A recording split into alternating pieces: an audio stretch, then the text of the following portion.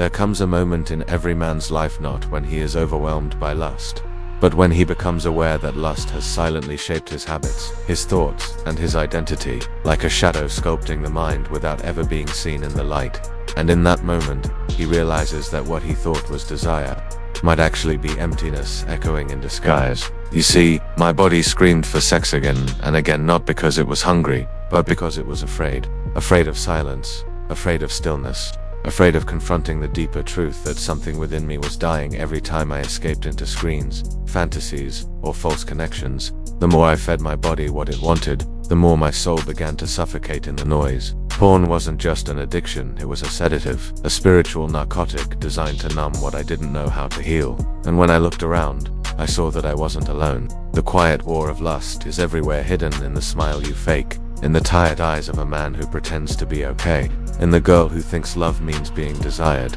and in every moment we scroll past life, looking for stimulation because we're too disconnected to feel alive. But something cracked open when I finally asked myself the real question, not how do I stop watching porn, but what is it inside me that keeps needing it? That's when I met the other part of me, not the addict, not the performer, but the seeker. The part that didn't want pleasure anymore, It wanted peace. And peace, I discovered, is not a prize you get after self-control. It is the very energy you awaken when you stop abandoning yourself. Stoic philosophy taught me that we suffer not because of the external world, but because of our internal agreement with it. Porn wasn't forcing me to consume it, Ty was agreeing that I was too weak to resist. That belief was the real prison, and psychology confirmed this. Addiction is repetition of avoidance. The need wasn't sexual, it was emotional. I was hungry for comfort, for certainty, for a moment of relief in a chaotic mind. But no orgasm ever gave me that. It only delayed my pain. So I began to change, not overnight, but with intention. I started by observing, not judging. Every time the urge came, I whispered to myself, this is not a signal of desire, this is a signal of damage. And I didn't fight the urge, I befriended it. I asked it, what are you trying to protect me from? And slowly, I learned that lust was my wounded child crying out in confusion, not my enemy. And so I stopped escaping and started listening. I journaled, I meditated, I moved my body not to impress, but to inhabit. I began building routines, finding my purpose again, serving others, reclaiming the sacred meaning of my life. And as days passed, something beautiful happened. My body became quieter, not because it didn't want, but because it was no longer enslaved. My soul began to breathe. I didn't crave sex anymore, I craved presence.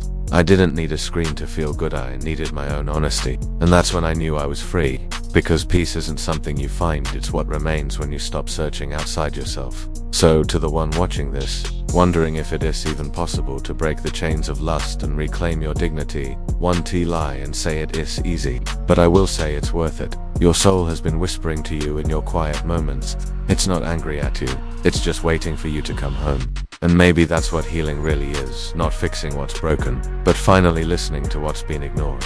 Your body may want sex, but your soul wants peace. And now you have the strength to choose which one leads your life.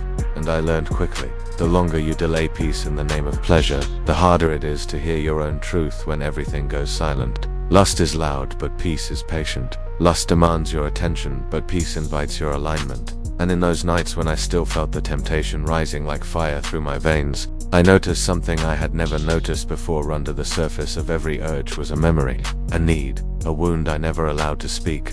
Sometimes it was loneliness disguised as arousal. Sometimes it was rejection masked as fantasy. And sometimes it was just exhaustion, my nervous system begging me to shut off the world. We confuse sexual need with soul hunger. And that's where many of us lose the battle, not in the moment of the urge, but in the story we tell ourselves about it. I'm weak, I need this, I can't live without it. Lies, all of them, recycled scripts passed down by a broken culture that profits off your disconnection. And when I saw how deep the programming went, I got angry, not just at the system, but at how easily I handed my power to it. I was not addicted to sex, I was addicted to escaping, because sitting with my truth felt heavier than releasing it.